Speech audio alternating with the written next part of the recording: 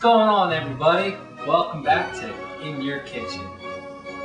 Today we have the most special dish that we have cooked so far. Today it's my favorite dish, Ragu Bolognese. It's a specialty from up north, from a city called Bologna, kind of like bologna, okay? And it's so good, it's kind of time consuming. It's going to take probably 3 or 4 hours, but I promise you that effort and that time that you put into it, it'll be well worth it. It's so good. Today we're in the kitchen of my in-laws, and believe it or not, I actually like my in-laws, and they love when I cook for them. So today we're in their kitchen, but we figured we'd do it in their kitchen because this is a special dish. Hey, let's get started. Now, we're going to start off with 2 onions, 4 celery cloves, and 3 carrots. And this is what's called a mirepoix.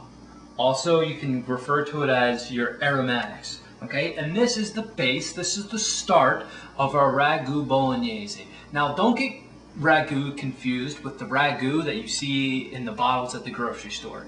This is completely different and is nothing like it, and quite frankly, that Ragu is an imposter and it's disgusting. So, what I'm going to do first is I'm just going to roughly chop up my onions, celery, and my carrots, and I'm going to throw them into my food processor, and I'm going to get them all pulped up, and that's how I'm going to do it.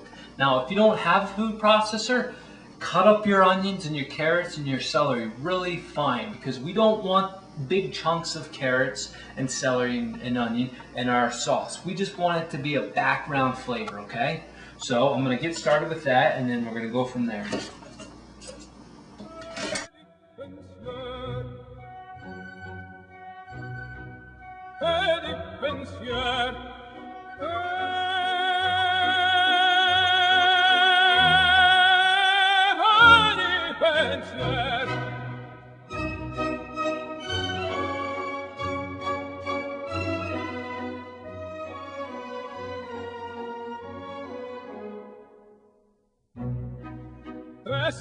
Okay, I got that all pulped up and chopped up and ready to go. Ooh, doesn't that look pretty?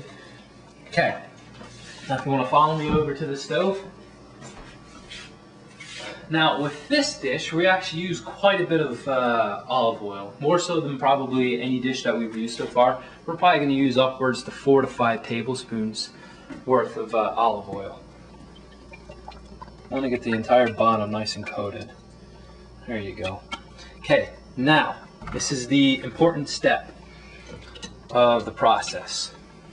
We have a lot of steps when it comes to this particular dish, and they're all important to follow. What we're doing with our mirepoix or aromatics is we're not giving them a nice good saute, okay? We're just lightly sweating them, and it's going to take probably 15 to 30 minutes worth of cooking. We don't want to brown them at all. If you start to brown your vegetables, you're going to have to stop and you're going to have to start all over again. Trust me, it's worth not having color in your vegetables, your mirepoix. So I actually even started with no temperature on, or I just barely turned on the heat on the stove.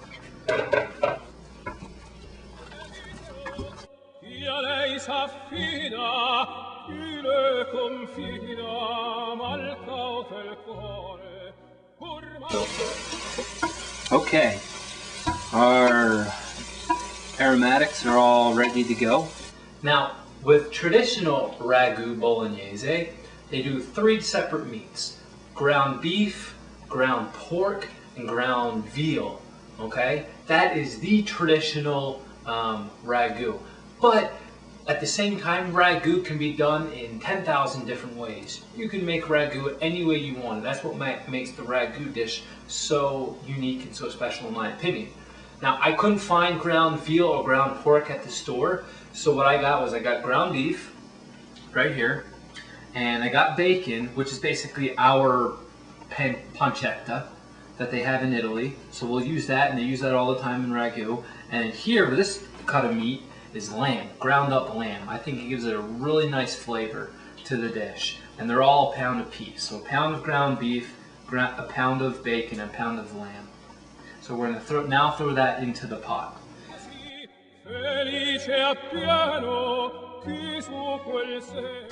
Okay, now at this stage, what's going to happen is kind of the same process as we did with our mirepoix. Okay, we're just going to break it up and we're going to brown it. We're going to get a nice, good, deep amber browning on our meat. We don't want to burn it, of course, but we want to get good, nice color on it.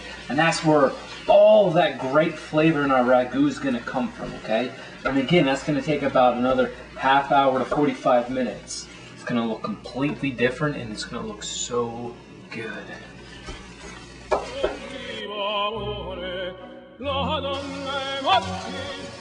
Nice. Look at that. Freaking beautiful. Okay? See, it's all rendered down. It's all nice and golden brown. It's beautiful. Okay. Now, and there's intense flavor in this right now. Okay. So this is the most important part of the entire ragu. Here's our tomato paste. We're cooking with tomato paste. We're going to plop it down just right in here, okay? Same process again. This is just basically, it's very simple to make ragu. It's basically the same processes over and over again. Okay, with the mirepoix and the meat and now the tomato paste. And again, we're going to let this cook for about another 45 minutes. Half hour, 45 minutes. My mouth is watering. I can't even speak. This is just, the smell is unbelievable.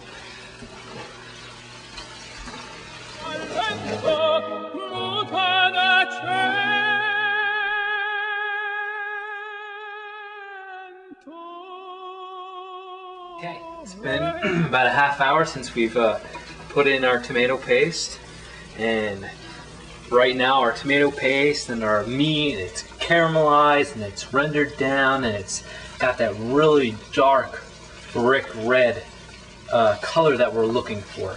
This is such a great base right now, such intense flavor. So now at this point we're going to take our cream. You could also use milk if you want to, but I prefer to use cream. I think it gives it more of a richer flavor, more of a silky flavor at the end of it. So this is about a cup. I'm going to pour that in, and it's going to take about, I don't know, 4 or 5 minutes for it to evaporate all off. So our cream is all evaporated off. Now the last step that we are going to do, we're going to take our wine. We're going to probably put in about a cup, 2 cups of wine. This is going to give us our liquidiness of our sauce. So what we're going to do here is we're going to let it, we're going to get that all mixed up. Then we're going to let kind of the alcohol evaporate out of it.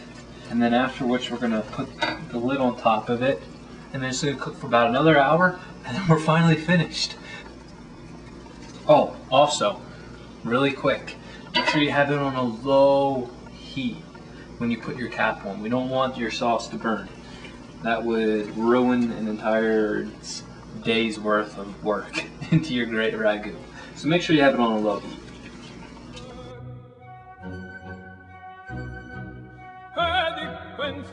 Now the sauce is completely finished. It's been an hour since we put the wine in.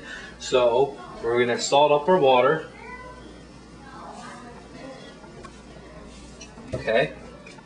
And traditionally for ragu, the pasta that you use is a tagliatelle, and it's a lot like fettuccine.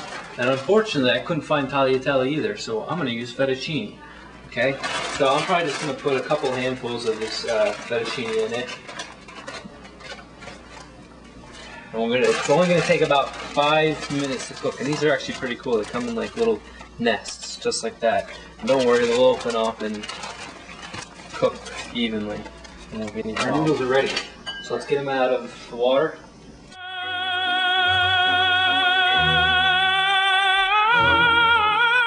Let's get a little spoonful of our ragu.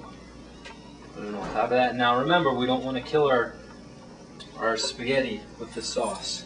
That's probably good enough right there. Get that all mixed up. Oh, this is looking so good. Perfect, that is a perfect amount. Oh, I gotta try this. Look at that.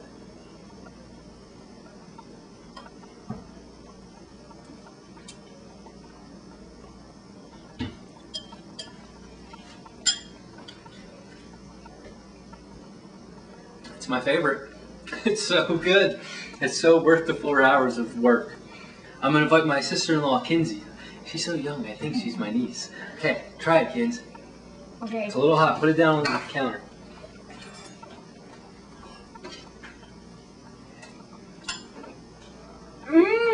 That's really good. Isn't that good, Kins?